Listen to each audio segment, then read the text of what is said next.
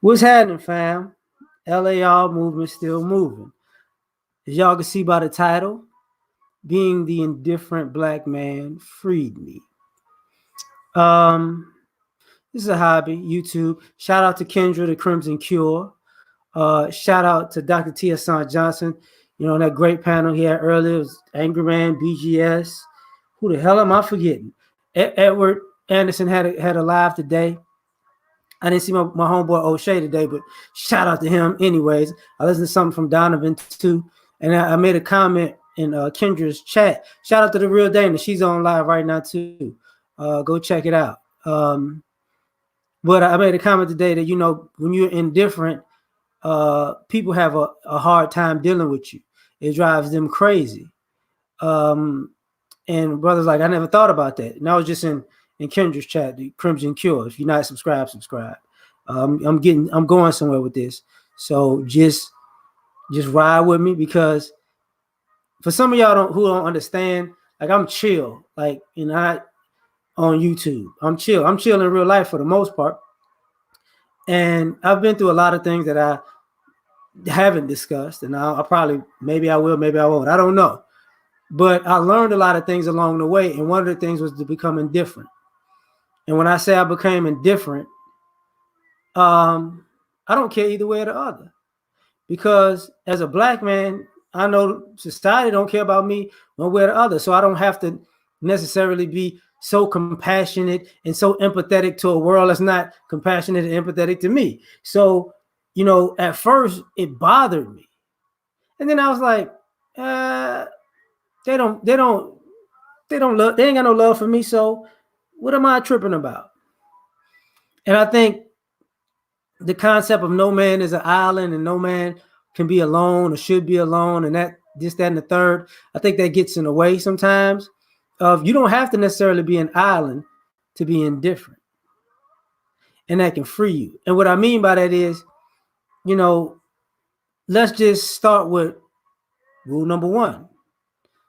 The truth shall set you free. And the truth is, as a black man, don't nobody care about you. You kind of get groomed for not being cared about as a child, where you start going from that phase to when you were a cute little boy, to everybody, to people started looking at you with more and more disdain, or treating you less and less human. You know what I'm saying? Less and less like you were a human being, like you had feelings. Because it's one thing when people say, you know, men have feelings, men are men, and men have feelings, but black men, we have a little, you know, people treat us worse than everybody else when it comes to humanity. And, you know, building on what Kendra was talking about earlier, and with BGS and Dr. T. Hassan Johnson was talking about earlier, even bringing up the ghost thing in power, which I might say something about too.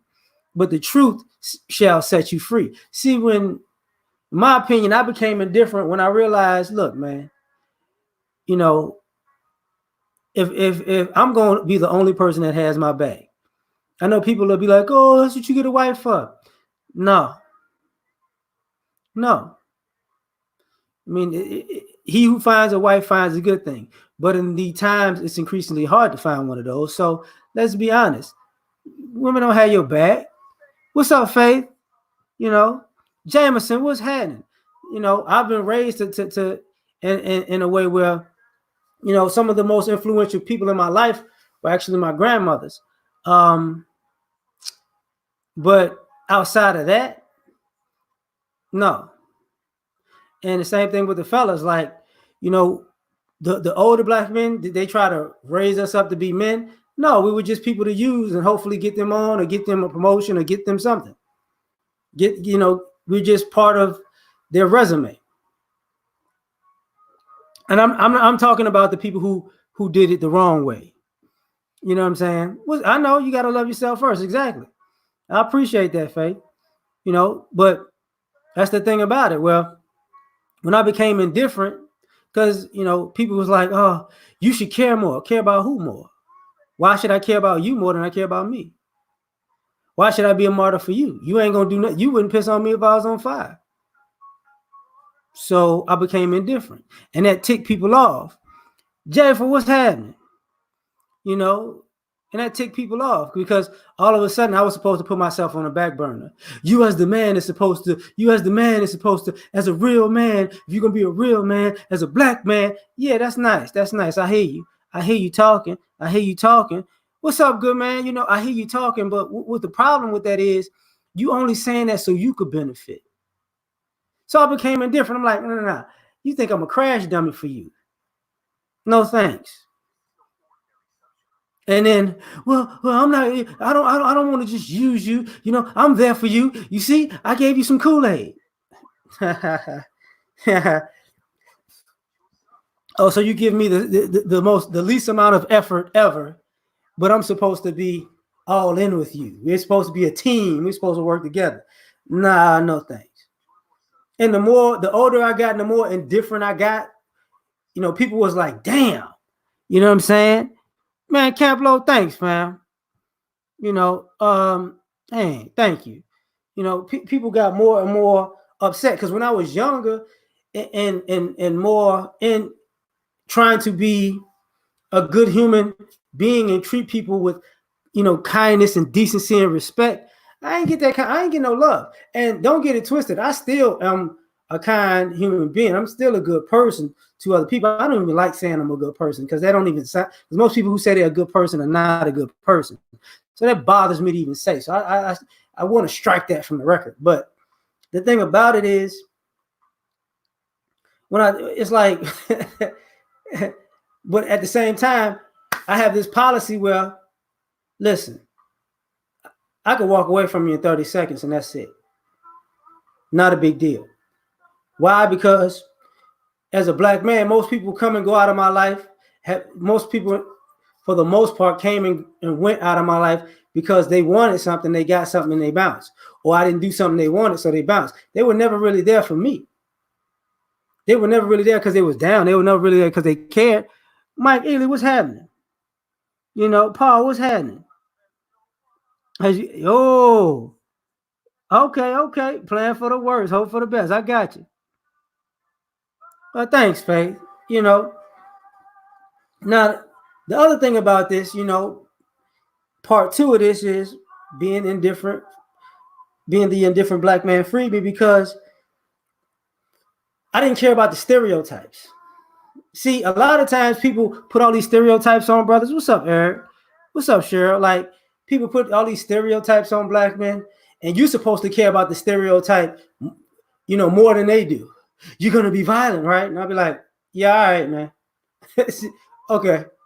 You know, you like I was at work today and people were watching me on my break while I was working, as if they didn't know that I was working because I wear a uniform, right? Like I was on a break of the job. They just look. And I look at people like they're stupid. I turn to look at them like, what? Because it's like, you know, what's the thing? Like, he's black. He's going to do something. He looks scary. Oh, okay. I'm black. And I'm going to do something. And I look scary. You want to know what I'm about to do? I'm about to buy these gummy worms. Oh, my God. So a lot of times, you know, I laugh at the stereotypes, you know, because a lot of people put a lot of effort into wasting the time in their life trying to make you a stereotype. You know, I'm going to lie to him and use him and manipulate him because he's black. You know what I'm saying? If he goes off, I'm going to play the victim. Okay. This is what I mean by being indifferent. I've been indifferent to the point where people have come around. I'm talking crazy. People have come along with that idea with me, and I'd be like, hey, the police ain't going to be here. I'm going to be gone by the time the police get here. I'm going to break your face. So we can live with this stereotype, but I could care less about knocking your teeth out of your mouth. And I'm not talking about things that I think that I've done. I'm talking about things that I've actually done. So that's the part of the stereotype advantage, because I'm not one of those people who's going to just sit there and care about your stereotypes. You know what I'm saying? Same thing. I got friends, you know, in fun ways too, who say, what up, young Jay? Who say, you know, you a player, you a hoe, you got a lot of girls. And it's like, no, not really, but that's the stereotype. You assume me to be a hoe. Now, when I say I'm a reformed thought, that means, yeah, I'm a hoe. For me, that's a facetious joke. Okay? I don't believe in all these multiple women at the same time because it's tiring and it's stupid. That's just my opinion. You know what I'm saying? But I'm also indifferent with women because it's like, look, I'm not finna jump through a million hoops for you for the thought that one day I'm gonna get some ass. What I'm gonna do is, if I think you cool, I'll still be friends with you, but I'll go fuck somebody else if it's about sex. So guess what winds up happening? You know, oh, I'm indifferent. And then it's the advantage of the stereotype. I could be your stereotype, but I'm really not gonna waste my time to be your stereotype because it's some bullshit, you know. Oh, well, that's dope, Cheryl. You know, Mr. Napalm, what's happening?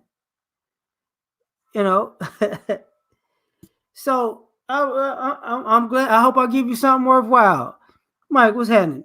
You know, so the thing about even the stereotype of, you know, oh, I would go places. Oh, you like chicken? Fucker, we in a chicken spot. You like chicken too, like, you know, because a lot of times me being indifferent, I'll say things so quickly that people, you know, because I have a sense of humor. I could joke with anybody, but when people talk about stereotypes, I get to laugh at people because when people live in their stereotypes and they put them on you, they don't realize how stupid they are until you say what the fuck they say to you. You know what I'm saying? Like, they really don't realize it. You know, like when people, you know, most black people know when somebody pull up in the car and they start bouncing. Oh, I'm listening to rap too. Nigga, what the fuck? So what are you bouncing at me for? I didn't make the song. Like, we're in traffic. What the fuck are you doing? You look stupid right now. You know, if you ended the song, that's one thing. If you ended the song looking at me, you crazy. You know, that's what's going on, honey. What's going on? Yeah, is it for me? It is for me. It's more than zero reaction. Oh, what's going on, Miss Witt? You know. So here's one of the crazy things about it. Like, you know, sometimes I can fit the stereotype of the scary black man because if you tick me off the wrong way, it's like, okay, what you gonna do? Like, what we gonna do? Because as you can tell, I don't have like the deepest, most aggressive voice. I'm not the biggest person on the planet. And the funniest part about it is, you know, people seem to forget that if you joking and I don't fit your stereotype, that don't mean you gonna cross the line with me and I won't fit your stereotype. We're gonna see if you fit your stereotype. Because what I mean by that is a lot of times people put the stereotype on us so they can pump themselves up. I might make you prove it. And then you crumble, and I'm like, oh, I knew it. You just wasting my damn time. You know. Now, it's gonna be messed up, but being an indifferent black man freed me in love. In love, because I love women to death. Oh, Faith always here. Faith good. You know, how can I say this?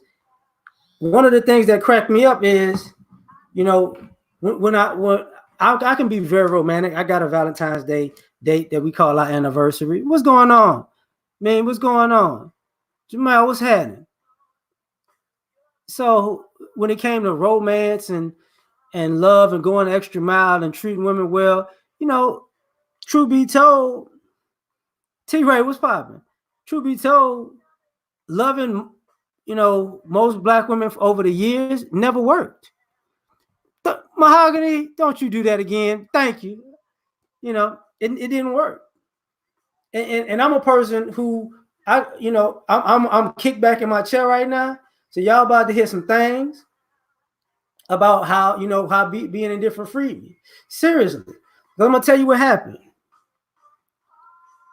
I'm gonna tell you like I went through a period of time where I said, let me test this out and let me be a complete jerk and asshole in public to chicks. And let me see if I get far with chicks being an asshole or being nice or just being myself. What worked the most was being an asshole. Ladies sometimes don't want to hear that. I mean, but I could call a chick a bitch and get her number and have sex with her. And the sad part about it is I didn't try this with the you tried it with a certain type of woman. Nah, because I've dated women of all backgrounds, all black women of all backgrounds, all complexions, vast majority of heights. You know what I'm saying? And after a while, it just got indifferent. I'm like, I'm gonna just be myself. I'm not gonna sit here and cuss you out and go crazy with you to turn you on to have sex, because that's the easiest way to get a lot of sisters. A lot of sisters like that angry. They have this thing where anger is synonymous with passion, when really and truly it's not. This how guys normally take advantage of women, and they wind up getting mad that they get played on the back end. John, what's happening? Why you deserve? So this is why women get hurt on the back end, because guess what? You want it. You want an angry dude. You want a guy who gonna choke you, grab you by the listen. Walk up to a sister and grab her by the back of her neck and just and tighten up on it. If she could, ooh, you know what that is. Some girls don't like it by the back of their neck. It's more offensive if you grab them by the front of their throat, because some actually like getting choked by the front of their throat. Don't understand it, whatever. But you can meet more of those women are more open to engage with you than a conversation a lot of times. But when they get back to love, you don't want to know. You don't want to know, Mahogany. I'm keeping with the title. I'm just on love for a second. But as I got indifferent, I tried different things. I tried different things with women. And I realized, manifesting was popping. I realized that a lot of our sisters don't really realize that they love dysfunction more than they love love. That scandal. I want painful, destructive. A lot of sisters on that. But when you get indifferent, it's like, whatever. And sometimes indifference like that creates mystery. See, sometimes you don't have to be the angry guy or the mad guy or act like you the thug guy, the protective guy, the persona. You could be the indifferent guy. He's just, he's mysterious. I'm not mysterious, but it keeps women interested because I'm indifferent. I don't give a damn. I got things to do, and you ain't number one on my priority list. So, yeah, I'm going to call you, but I'm going to call you when I call you. I ain't going to call you to say, hey, let me hit it. I'm going to just say, what's up? I am Alpha. What's popping? JJ, what's good? They want that tank day. But, that's part of the problem. Now, the next thing, and the reason I'm saying why it's indifferent, because when you get indifferent as a black man with love, ironically, I think it's a power shift dynamic. Like, this is all combined with everything I'm about to talk about. But if you're a person who you're reaching out to talk to somebody, you're trying to communicate with them, and the more you communicate, the more they push you away, and then you go, all right, you throw your hands up, said, all right, man, I'm walking away, forget it, don't worry about it. And then like, you don't talk anymore, you don't call anymore, you don't come by anymore. What's going on with you? That dynamic, when it switches, and then people are more concerned about you. This is what I'm talking about. When you reach out so much, then you say, I'll forget it. I'm done with all that. Then the same people that pushed you away come right back. You might not even want them, though.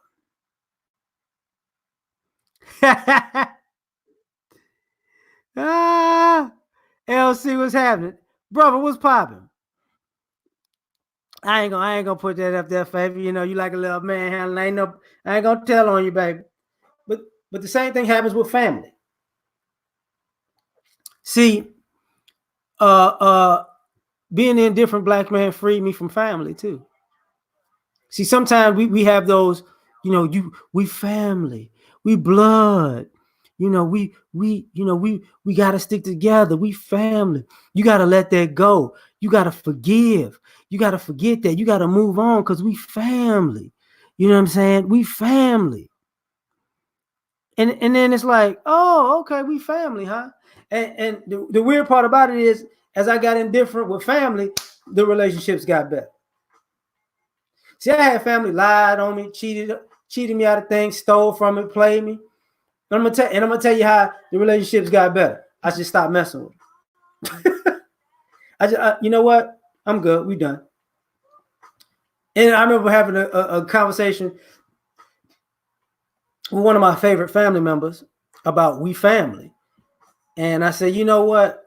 We family, but it's different. See, we family on y'all end is y'all could do whatever y'all want and cross every line y'all want to cross, and then pull on a we family card. I said, I'm about to be we family too. I'm about to start doing y'all dirty, real bad. I'm gonna sock y'all in the mouth. You know, I'm gonna be everything that y'all knew I was when I was a little kid and a young boy and a teenager, and the things that, you know, my family knows about me that some of my friends don't even know about me, as far as how my demeanor could get, you know. And I was like, but you know what I'm gonna do? Turn around and do to y'all? I'm gonna say, we family. You gotta let that go. My family was like, why you gotta turn the table on me, player? And I'm like, well, that's the thing, you know. No, don't forget messing up your credit. Yeah, that too, you know. So it's like, oh, when you get indifferent with the family, I'm like, all right, I'll call you when I call you.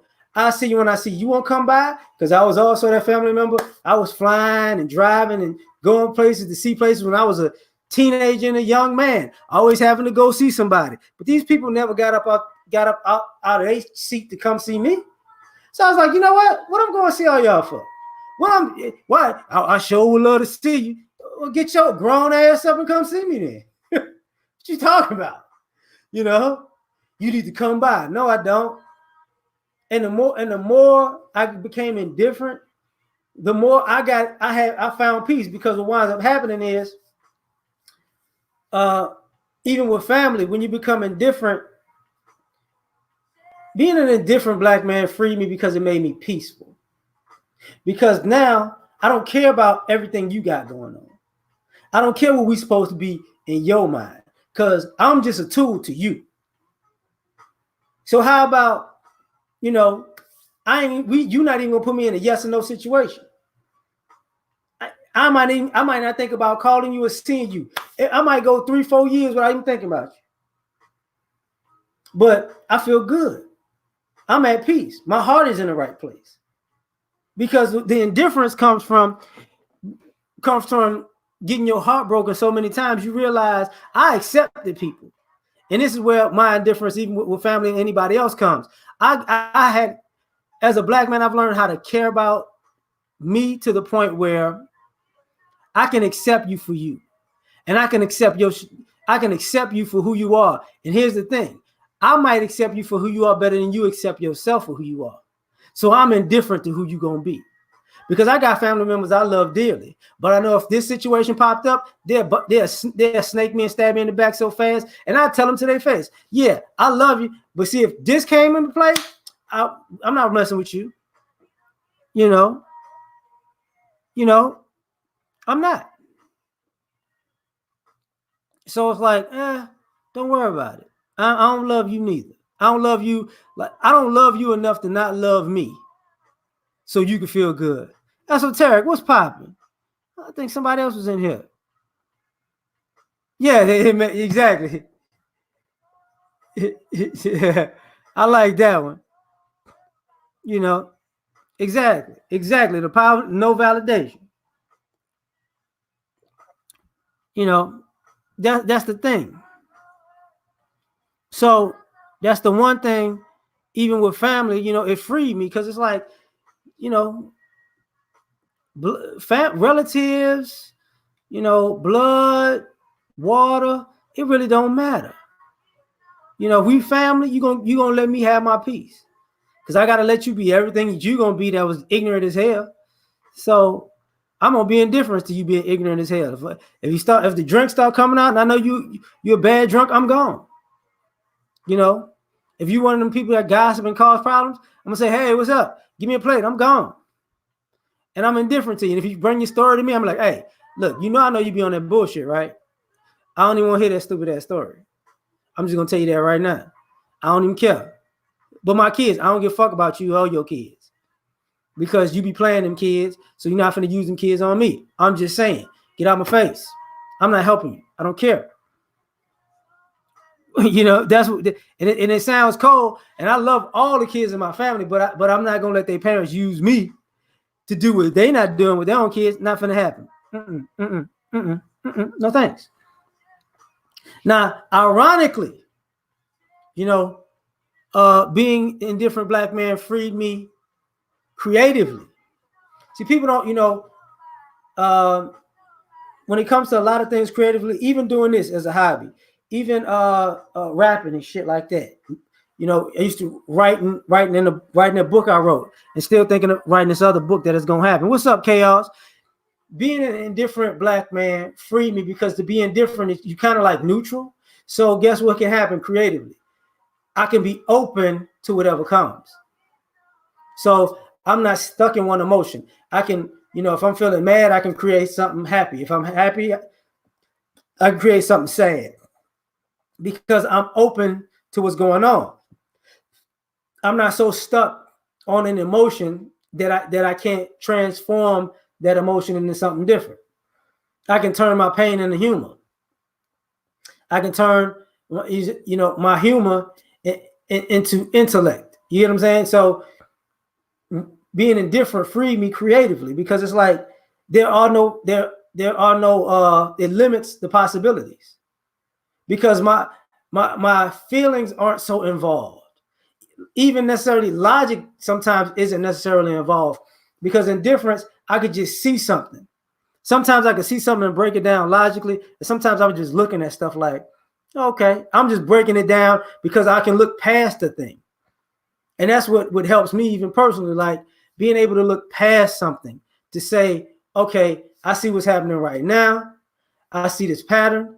I see where this pattern is going to evolve. If you don't see it, that's your problem. But because I'm indifferent, I'm not held to what it has to be, what it's going to be, what I want it to be, I'm going to mold it into this. Nah, I ain't going to do none of that. It's going to be what it is, because it has its own life, and the people around it give it life in their own ways. When you start learning your environment and the people around you, you start to learn, people give life to things that they shouldn't give life to for their own selfish purposes. If I give this thing life, then guess what? It makes me more important. You know what I'm saying? All right, what's up, Keith? Vic, my bad. I ain't say what's up to you, so my bad on that. So creatively, it helped me, because I can think in so many different ways that it's like, okay, because I'm so open to the fact that I might change my mind. I might be going this direction. Let me do this one.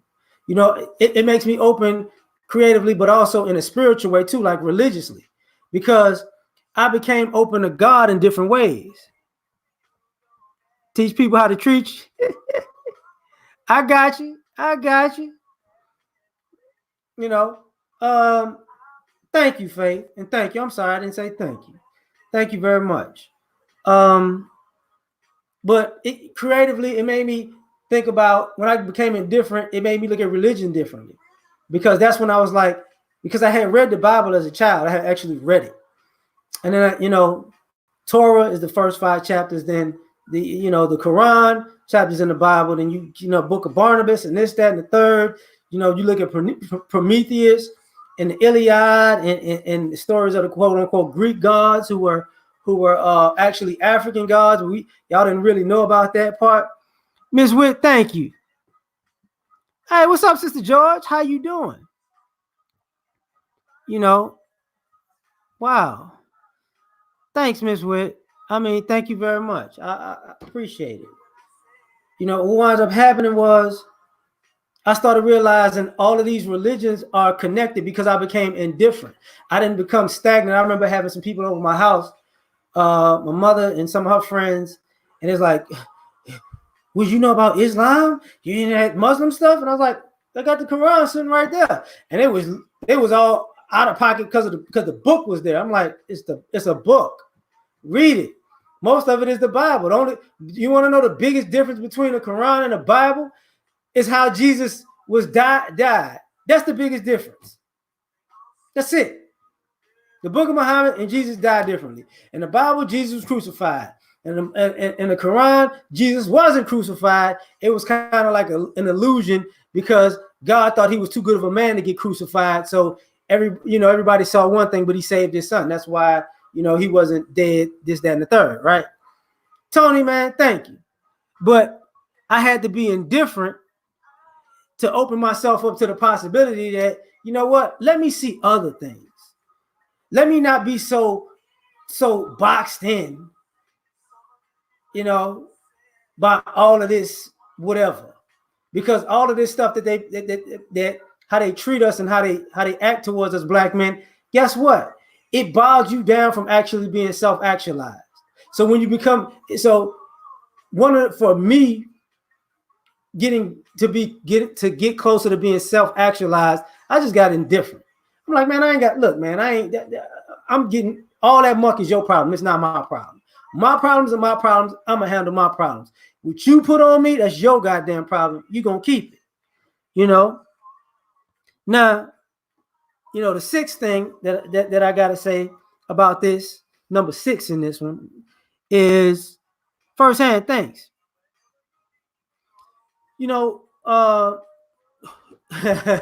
What freed me, the indifference that freed me as a black man, was good for the goose is good for the gander. See, for me, I was so upset back in the day because people could do you so wrong, and but all of a sudden, they want sympathy and empathy and this, that, and the third. And I started getting indifferent. Like, you know what? If you could steal, you could get your shit stolen. If you could lie, somebody could lie to you. If you could go around causing trouble, you could get trouble. I don't care about it. And that became my I'm still one of those people. I was listening to Max Kellerman and Stephen A. Smith still talking about Myles Garrett because he just got reinstated in the NFL. Y'all don't know who that is. You remember when the Cleveland Browns player hit the other player with the helmet? That's Myles Garrett. And he said, Max Kellerman said it at the end of the day, like he don't see a big deal with it because if you start a fight with somebody and you pick a fight, you get a fight, you lose a fight, you can't be the victim. That's how I am. You pick a fight, you lose a fight. I don't give a damn what happened to you. So what? If I pick a fight and I lose a fight, I don't give a damn that it happened to me because I picked the fight. So I'm indifferent, even when it comes to me. Like, hey, you cross the line, that's what you get. You violate, they demonstrate. You violate, I demonstrate. Simple, cross the board, bam. What's up, James? One of those things where, you remember when Dave Chappelle had the special, he's like, with all this heroin going on, now I see how white people felt when black people was on crack. And you know what? I don't give a shit either. I don't. And that freed me because a lot of times we don't want to say this, but it's in my opinion. A lot of people, because black men have been so persecuted in America, people come to black men specifically for extra life, for extra breath, for a pat on the back, for it's gonna be all right. And I'm like, listen, man. Oh, you going through some things? Oh, so I'm supposed to be, the black guy who makes you feel good again? Go fuck yourself. Because guess what? When you or whenever your group have a good thing going on, you're not gonna come to us. You ain't gonna come in. You want to show up to me when the chips are down and you feel broken, and I'm supposed to put your ass back together. You're supposed to be Humpty Dumpty, huh? But if I fall down, you're gonna walk off. It's gonna be egg everywhere. So for me, being indifferent freed me as a black man because I'm like, fuck y'all. It's fuck you, and it's not nothing personal because I had to take personal out of it because a lot of people don't realize this. For all you people who are non-black men, I'm gonna tell you how it comes across. Y'all, most people were raised to not give a shit about black men. you were raised not to care about black men. No matter how you slice it, you were raised to be indifferent to us. You were raised to think the worst of us. You were raised to treat us less than you treat other people. So me personally, after a while, I was like, oh, I get it. You don't even see nothing wrong with it because you was raised. You like the KKK of human beings to me. Everybody who's a non-black man has a KKK moment with a black man. I can guarantee it. Ask any black man in America. ADOS. Ask any one of them. Even black foreigners do the same shit. We be looking at them like, okay, my bad. Hold up, Red Pill, what's happening? Michael Pharrell, what's up? Super High, what's happening? Darwin, Tony, like, so this is what's going on. So what is good for the goose is good for the gander. So when your life's falling apart, I don't give a shit. When your karma's coming back, I don't give a shit. When it's your day to take these L's, I don't give a shit. Brownie and I. And so partially it's like, look, man, that helped me. I mean, that greatly helped me. I mean, it might sound weird, but for me, I was like, and I'm cold to the point where I got friends who been in the streets, drugs, gangs, catching bodies. Some got tortured, some got killed. How I respond? Hey, well, shit. Such and such dead. Well, okay. I mean, it's different if it's an innocent person who lived a good life and they died in a car accident or somebody shot them on some BS because, this, that, and the third. Those people is a whole different story. My heart aches for stuff like that. Sometimes I want to go get people. But when you out there, man, I don't give a shit what happened to you. You out there, whatever, man. Will Deals, what's happening? Yeah, everybody got to hold their own nuts. It's like, yeah, whatever, And then people, oh, you shouldn't do that. Yeah, you shouldn't be like that. Fuck out of here, I shouldn't be like that. You got to remember, watch this. I'm a black man. Reason why I just said it like that, even when I was a child, a teacher could lie on me and my motherfucking mother would believe me. You know what I'm saying? A teacher could lie on me when Hillary Clinton was calling us super predators, and my mother, he had to do something. I know deep down he just like his daddy. Okay, fuck it. Fuck it. I ain't got time for this shit. Yeah, it is what it is. Tell him, what's up, Truck? Truck Turtle, what's popping? So it's like what's good for the goose is good for the gander. And what I'm about to say next, it ain't gonna be pretty. I'm gonna tell you that now. So, yeah.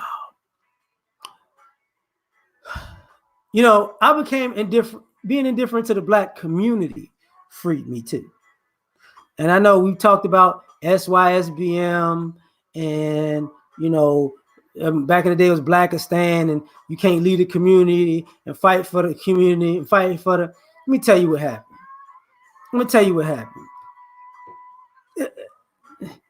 I feel that one. But here's the thing. I'm gonna tell you what happened with the community. Y'all, you want some brothers to come back? They indifferent. You know why they indifferent? Because the community supported its own destruction. That's why. So, why don't you come back to the community? No, because if I come back to the community and you pull some sucker shit with me and I shoot your bitch ass, what's gonna happen? It was him. He tearing down the community. Okay, so I ain't coming back. I'm like that white dude in Harlem Nights. Hey, baby, it's me, Frankie, baby. Yeah, I ain't coming home no more. I come home and visit, but I ain't coming home no more. Hey, what's going on? So that's what happened. Like being what's up, Justin Case? Being indifferent as a black man freed me because I don't think some of y'all know this who are not black men, even guys who are, say, in the streets or in the hood and wanted to get out. It wasn't that some of these guys were bullies and mean-spirited and did all kinds of crazy shit, but a lot of those guys also would say, dog, if you got a chance to get out of here, don't come back. Don't come back. Just leave, dog. Now, sometimes it could have been a mind fuck because they wanted more of the hood for themselves. But truth be told, some of them guys dead ass serious meant that shit. Like, it ain't nothing here for you. It ain't nothing here for you. This is, I could be the king of this jungle, but this is not a real jungle to be the king of. It's so much more in the world. Go get it. And being indifferent to the community freed me, because one thing we don't like to talk about, just as Black people in general, though, is this. There are a lot of people in America in general, right? In America in general, who don't leave their hometown, who don't leave their home state. So, just for those people who want to go and pursue things in different places, whether they succeed or fail, they had the guts to go and give it a shot and try something new and start up roots somewhere else. They had those guts. Like, a lot of Americans don't have those kind of guts. When they talk about immigrants coming, people have the guts to start from scratch somewhere else. That's what that is. But you become indifferent to the community because of the same thing. Because a lot of people were so scared to leave that they never left. A lot of people were so scared to grow that they stagnated themselves. So it's like, you know what? Let me tell you what I'm gonna do. I'm gonna bounce. And if I don't come back, it's not because I don't love you, but I'm not gonna be the same person I was 20 years ago. What's up, anime? That's what's going on. And the indifference is, I'm not about to be the same person that you see. I'm not about to be, the same guy at that when I left high school at 17. Now I'm at 40. Talking about what could have been, what might have been, with a scowl on my face and a frown on my face because all my dreams didn't come true. Because what? I never tried outside of my little area, my little comfort zone. Tell him, Edward. So this is the part of the problem. Being an indifferent Black man freed me in the community, because it's like, look, a lot of the community don't want to lead the community. And what I mean by the community doesn't want to lead the community, a lot of people don't want to even leave to go see a better community and see if they can make their neighborhood that better community. A lot of poor people never go to the rich side of town. A lot of poor people never go to the middle class side of town. And the middle class is closer to them than the upper class. And sometimes the upper class is somewhere sneaking in the way, but you don't even know where it's at because you're not accustomed to going in those areas. So you get indifferent to a community who doesn't want better. And when I say want better, I don't mean you got to have the flyest shit, the most expensive shit. Damn, what just happened? Well, maybe not the ride, but, Prince got to say that, So, but what I mean by that is, the community where people pick up the trash, where people cut the grass, where people are nice to the neighbors, where people help out people. You know what I'm saying? That I'm indifferent, being indifferent to the community freed me. I see Black people all the time. I'm in the suburbs where it's like a mixed park. I didn't go to the all white side. I don't like white people like that. Not like that, bro. I just no. I got homeboys on the other side. They're like, it's nice to be out here, but too much of this. I had to get a little multicultural. You know what I'm saying? And my next door neighbor is Black, and my other neighbor is Hispanic. And then the neighbors next door to me used to be Black, then it was white, and now they're Hispanic. So that's the thing. Like, I got indifferent because if you don't want to, it freed me to be indifferent to you want to stay in the community and me not. Because if that's the life you want, that's your business. That ain't my business. But I don't want the same life that you want. So, cool, whatever. Whatever. We good. And if we not good, that's your goddamn problem. I said that's your problem a lot, don't it? But the eighth thing about this is, being the indifferent Black man freed me because it freed me when it came to the aspect of credit. Black men don't get credit for a lot of the things we do. And you know what I started realizing? I don't need your motherfucking credit. You trying to put your name on my credit so you can get paid for it, but I don't need your motherfucking credit. Because once I do the shit, it's done. And you can finagle your way to get some kind of credit out of it and act like it's you. But let me explain something about life that I learned a long, long time ago. If you ever try to stand in somebody else's shoes, your dumb ass gonna walk funny. Because it ain't your shoes. That's what's gonna happen. You gonna walk real funny and your ass probably gonna fall. So guess what? You want credit? Go get your credit. I want a position. Go get the position. Positions change. I feel like this is I feel like paid in full. Positions change every day, B. If you can't, we're all human beings. We're all individuals. We're all a special person because we're all completely different. Nobody on the earth is the same. So guess what? I'm just saying I'm less replaceable than your ass. So you want credit? Get credit. Put your ass in the hot seat and get burned because you don't know what the fuck you doing, but you want my help. And what I mean by that, because I'm cussing when I'm saying this, and brothers know what I'm talking about when I say this. Bitch, don't come to me asking me to do your goddamn job for you because you wanted the credit, so you tried to snake me in the back for the position. You're on your fucking own. I'm going to keep that to my goddamn self. What do you think I should do? Shit, you got your, well, do the job and get the credit for it, right?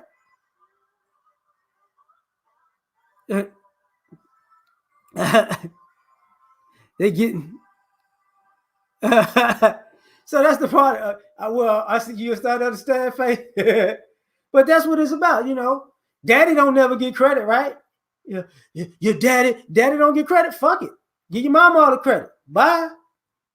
And when your mama fail when you become an adult, and she, I don't know what to do. Mama been getting all this credit, and now that you grown, she don't know what the fuck to do. Come on, dog. Are you serious right now? Are you serious? That's on you. Nobody got time for that shit. Oh, but if you did something else, I ain't finna do nothing. No, I'm not. No, B. You remember, and everybody has been here. What I mean by this is being the indifferent black man freed me when it came to credit. You remember if you was the smart kid or you was the dumb kid or you was the lazy kid, you remember how you used to cheat off the smart kid paper and then the smart kid was like, I'm moving. And then you got mad at the smart kid for moving because if you followed them, everybody knew your dumb and lazy ass was cheating, but you was mad at them. And now you got to get you wanted an A, goddammit, get an A on your own. Let's see how your grades look if you ain't sitting around me. Maybe you're a genius, They saying they made Hove. I said, okay, so make another Hove, right? That's the line, right? So this is why, as a black man, I became indifferent. And I got free because guess what? Some people think, some people do climb the corporate ladder and some people have a reason to do that. And some people don't climb the corporate ladder because they realize if I got in a position, the position is just a position so you can take credit for my work because you've been using me while you in your position any fucking way. So fuck it. No, I'm going to just do my work and go home and let you make a goddamn fool of yourself. This is why there's a lot of people in life who are pointing the finger at everybody else because the person that they was cheating off their paper in life with left and moved on somewhere. So now they stuck. This is why you see a lot of people who have alcohol problems and anxiety problems because guess what? They took the credit. Now they got to get stuck. Now they stuck with the work. Now you got to prove it. Now they freaking out and shit. Stupid people. Now,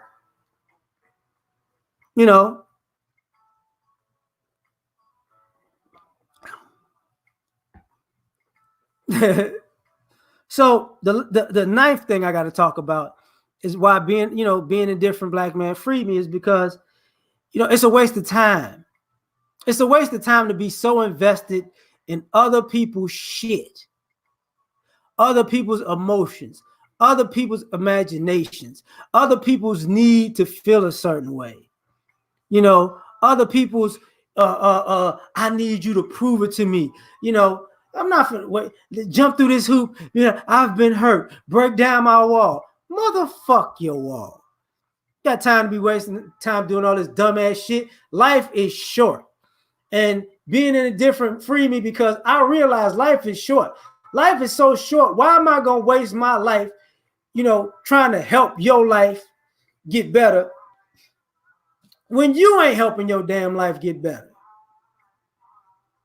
So, all of this wasting time, being on somebody else's team who want to fight you, but still want you on their team, man, fuck all that. Fuck that. Ain't nobody got time for that shit. No. And then people will be like, well, that's wrong. It's not a waste of time to invest in somebody. Yes, it is. Yes, it is. It's a waste of time to invest in a person who doesn't invest in themselves. It's a waste of time to invest in somebody who wants you to do the heavy lifting for them. It is. It's a waste of time for somebody to think you're gonna jumpstart their life. It's a waste of time to worry about people who need to make you the boogeyman so they can feel like a hero. It's a waste of time to engage with that shit. So it's like, look, let me explain this to you. I'm not finna waste my time with you. And, it took me some years to figure that out. Like, why am I going to waste my time? I'm going to get in my car and I remember I had a friend who was in an abusive, whatever. I ain't going to say abusive because, she fought and he fought, but was in a violent relationship, right, where they fought. And it got so bad that he kicked down the door. So she called me to come to our house because her front door was kicked in. So what I did was I put the front door back, and it was one of the houses with the alarms on the front door. So I had to put the door back on the hinges, and fix the alarm thing because he kicked even the alarm sensor part off. So put the alarm sensor back on, and so she could feel safe that night, right? Now a couple weeks later, guess who was back there? The same fucking boyfriend. And I'm like, you know what, nigga, why? It's a waste of time. I became indifferent with people when, people ask you for your advice. Like what about my best friend, God rest his soul. He would tell me this story about Sugar Bell. His nickname is dude named Sugar Bell from college. So Sugar Bell came asking for advice. He came to our room, our apartment, and he said, man, I need some advice about this. And he looked at me, and I didn't realize, when he told me, I said it because I remembered it then. I was like, look, this is the advice I'm going to give you, this. But since it's you, nigga, you not going to follow it. You're going to do the complete opposite because you want to do what the fuck you want to do. The shit going to fall apart, and you're going to come back here asking for more advice. So this was going to happen. When you come back, don't come back here asking for advice because you're going to do that shit and you're going to fuck up. And that was the advice I gave him. I gave him the good advice first, but then I ended with that. And that's when I was like, yo, I'm not wasting my time no more. I was like maybe 19 at the time. I was like, yo, and what happened? It happened the way I said it. And my friends was always laughing for years later, like, yo, you told Sugar Bear that shit, man. That was hilarious. But it was so true. And I realized early, man, you can't waste time on people. And black men spend a lot of time we wasted a lot of our time because of people's ideas and ideologies and their projections and how they feel and what they think about us. Man, fuck all that. You're going to die early worrying about all these goddamn people who really don't give a shit about you, the person. You just a amalgamation of negative thoughts. They don't even fucking know you. And so don't waste your time. I mean, for me being indifferent, I was like, whatever, because I know some people will say, I know who you are. You're this. And I know I got to that point personally when people would say what I am to me. And I ask a simple question: what's my name? I don't know your name. You're right. You don't know my name. Where did I grow up? I don't know. How old am I? I don't know. Where am I from? I don't know. So how the fuck do you know me then? You don't. You know a dude in your life, and you put that dude that you know onto me. And I'm not gonna waste my time and be the dude that you think I am because of some other dude that you knew. Fuck you. You know, spiritual people wake up in jail all the time. You know, that shit is so stupid to me. Now, you know, the last part I'm gonna get into, the 10th thing I gotta talk about on this is, you know, that leads into the last one. The being a different black man freed me because it made self-preservation number one. I don't think, and I might be wrong, but I don't think so. I don't think they teach black boys about self-preservation. And it took me to become a man to realize to put myself first, because growing up, it was always put everybody else first. You know, it wasn't what's up, Aunt? It wasn't a situation where they were raising me to be self-sufficient and competent, so I can be the best man I could be. I was kind of being raised to be efficient enough to take care of a bunch of people who really didn't teach me how to take care of myself. I had to figure that part out on my own. So, you know, being indifferent freed me because it made me say, I'm number one. Because guess what? I gotta take care of myself. I gotta eat first. Because everybody wants me to feed the whole team and eat the table scraps, but keep going out and feed the whole team until I'm malnourished and die. No, thank you. I don't think so. You know what I'm saying? And that's, you know, really at the most part what made me indifferent. Because I remember when I was a college student, I'm a college student. Picture this. I wanted to work in the music industry. I wanted to play sports and I wanted to work in the music industry. So I went to college. So while I'm trying to play sports, I have an internship with Universal Records. And I wound up being homeless in college. Now, for all you sisters in the chat and all you brothers in the chat, how often do you hear a black woman wind up being homeless for going to college and pursuing her dreams? By her family. Her family made her homeless. How often does that happen? You know, think about that. You know, how often, you know, a brother, I didn't even go to my own college graduation because I felt I got done so dirty. It was like, like, what the fuck? You know what I'm saying? So the self-preservation came in there because, you know, my own family was like, yeah, we see you trying to do something, whatever. You know what I'm saying? So self-preservation became the law of the land because, you know, it was one of those things where I remember my older cousin telling me, you're going to be successful one day. You're going to be a millionaire one day. And when you do, you ain't got to give nobody money. Now, at the time, my cousin was a millionaire.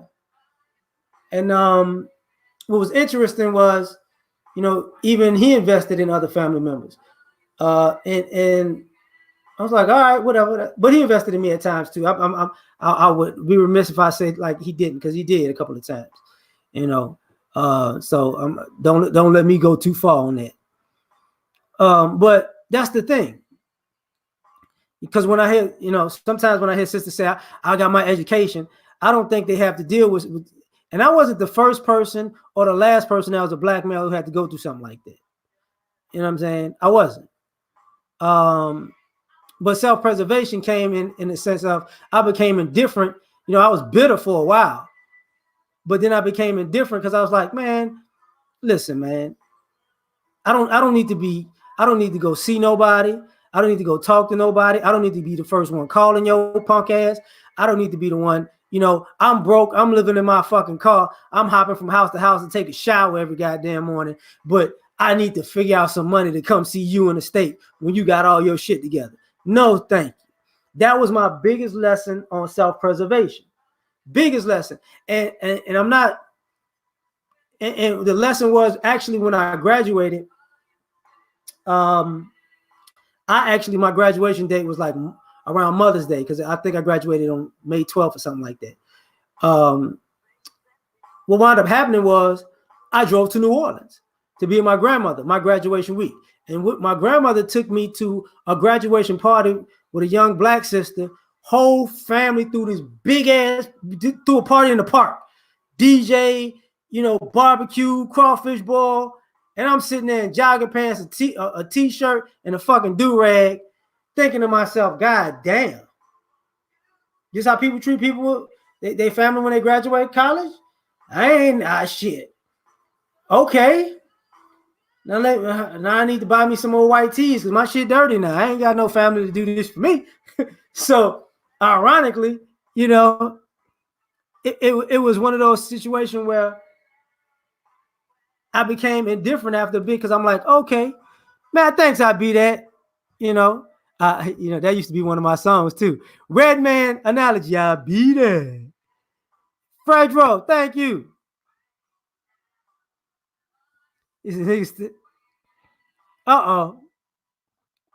So self-preservation became, it freed me because now I don't necessarily have to be a chivalrous. I don't have to be a gentleman. I don't have to be the man that you necessarily want me to be or hope I will be. And I'm a pretty good dude, but I don't have to be what you want. I got to take care of me first. Why would I take care? Why? I'm not going to take care of me to take care of you because you ain't going to never take care of me.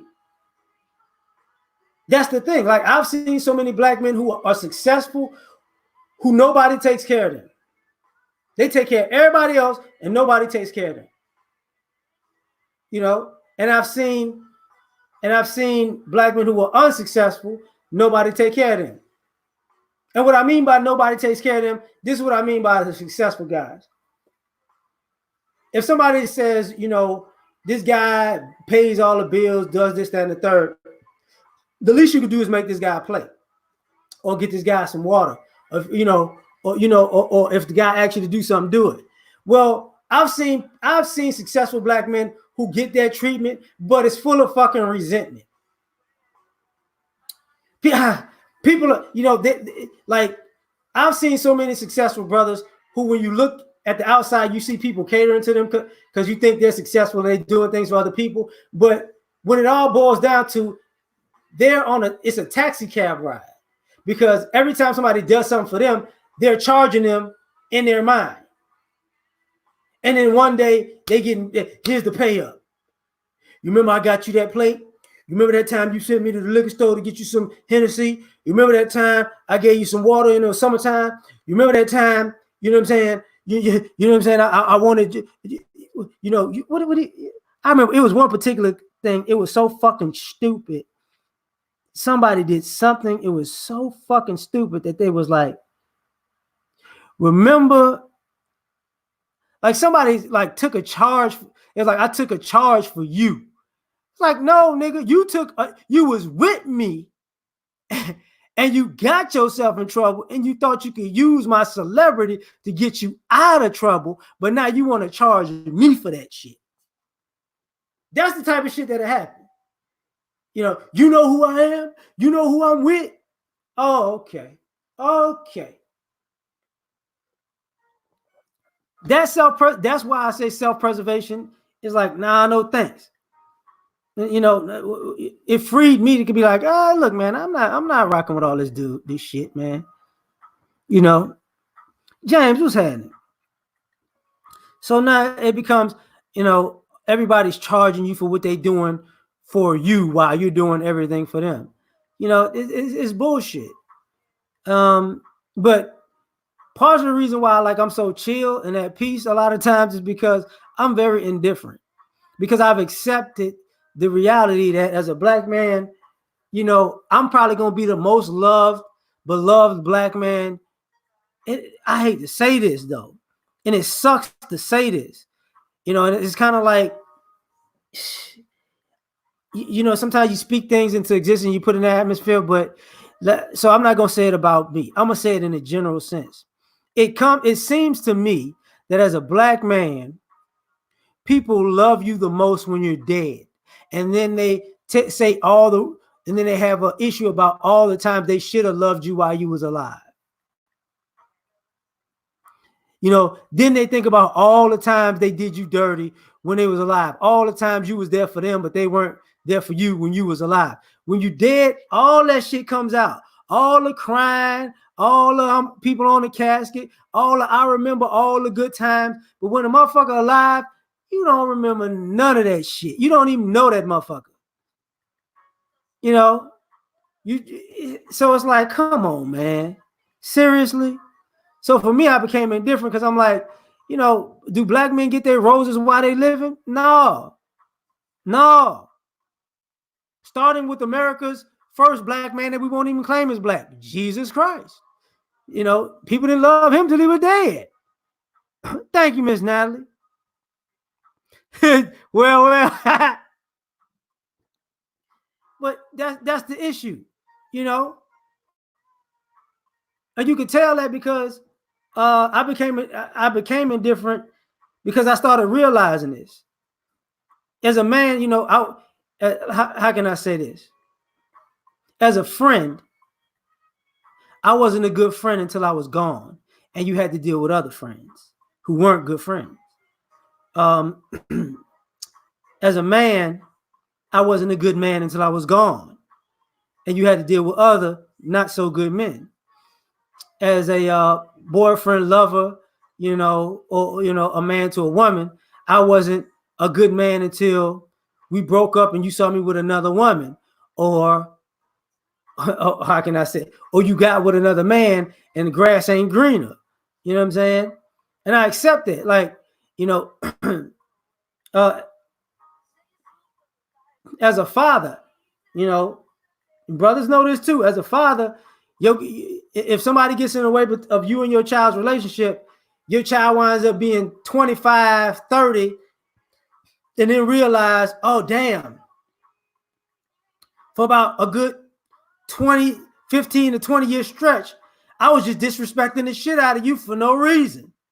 And now I realize the world is like you said it, Dad, and I'm so sorry. Nigga, you wasted a whole 15, 20 years on that bullshit. What you think this bullshit apology is going to do something? It can't change all of those other years you was just being an asshole for no reason. You know, speaking of that, I said I was going to talk about this because Angry Man and then was talking about the power thing with Tyreek and the dynamic of how power ended with Tyreek killing his father. I didn't realize how fucked up this was until I was listening to their live. Ghost, James St. Patrick, the character, got shot and killed in the nightclub of the first episode of Power that was an homage to his father who owned a nightclub by his own damn son. Thus, the boy probably killed the whole fucking family legacy. So, you know, that's, you know, this is why as a black man, I'm indifferent because it's like, you know what? You know, this is what we're doing. This is what we're doing. You know, and I thought about that like, yeah, this is a trip. It's a trip.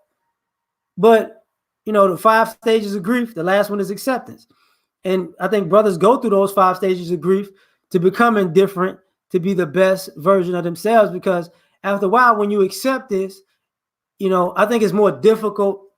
For me, I think it becomes, and I said all this to say this, when you become indifferent as a black man and it frees you and you accept how people perceive you and how people treat you, and you accept it, and you like, this is how y'all gonna get down, and you can be able to verbalize it without being angry and emotional and be like, nah, you gonna treat me like shit because I'm a black man. That's what it is.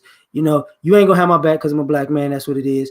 You only hear, you know, I'm only a tool to be used or a beast of burden to you because I'm a black man. That's all it is. And that's what it's gonna be. And if it ain't gonna be me, it's gonna be another motherfucker that's a black dude. So I got you. You know what I'm saying? I started watching Power too, Jalen. You know. So, you know, but when you make that distinction and you accept that and you start to verbalize it from that place of indifference, or even if when you get the peace, like, yeah, I know what it is. it offends everybody else around you, because at that point you're verbalizing, I know it ain't me that ain't shit, it's y'all that ain't shit.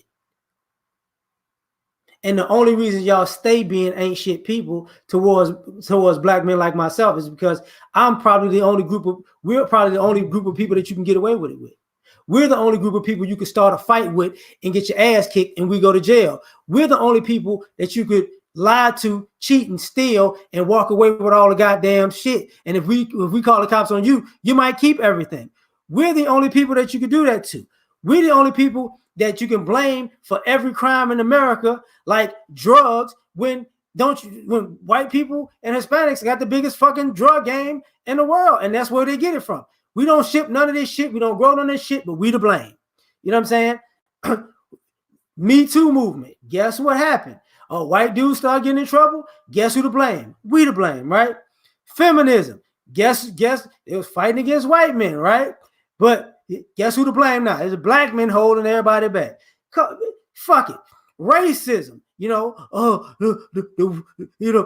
blacks are gonna take over. Even fucking racist white folks who got the country giving to them on racism do what? They swear to God that the black man is gonna take over. He gonna rape us all, and he gonna put us all in slavery. He's just like the problem. Everybody sees black. Let me tell you why I say being a different black man freed me, because I realized this. Everybody except black men see black men as the face of everything white men did in history. Everything white men did, black men get blamed for it. We're the face of white history. That's what's going on. All the murder, oppression, theft, misogyny, all of that shit, we the scapegoat. So I became indifferent because I realized, y'all trying to say I'm a white man in blackface, and a white man is a black man in whiteface. So cool, no problem. Let you live in that motherfucking fantasy. Because all these people get older, and as they get older, then it starts hitting them that, damn, I was so wrong. And then people get religious. Why get religious now? Who gives a shit, right? Don't turn to God now. That's the bullshit of it. But anyway, and I don't see these. Yeah, exactly, man. I don't see these black men, but it is what it is. So, it is what it is. But I'm like, say, man, just get indifferent. Just get indifferent. Get to a place of peace, because truth be told, people going to be there.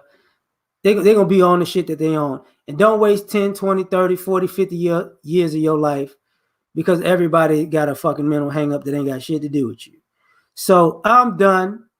I thank all y'all for coming and listening. Did not expect this, but I got to give a shout out to Dr. Tia Johnson, BGS, Kendra D. I knew Angry Man was there. I still got to give a shout out. I always give a shout out to my man O'Shea, the Negro Manosphere. Tony Maceo, who got the dopest fucking podcast on YouTube. Y'all need to look at Tony. Be having some real shit, dog. Tony be having that shit. It make you think, and it put you on blast sometimes, But y'all take care. Sprinkle some crack on them. Yeah, all right. So thank y'all for coming out. God bless and good night. Peace.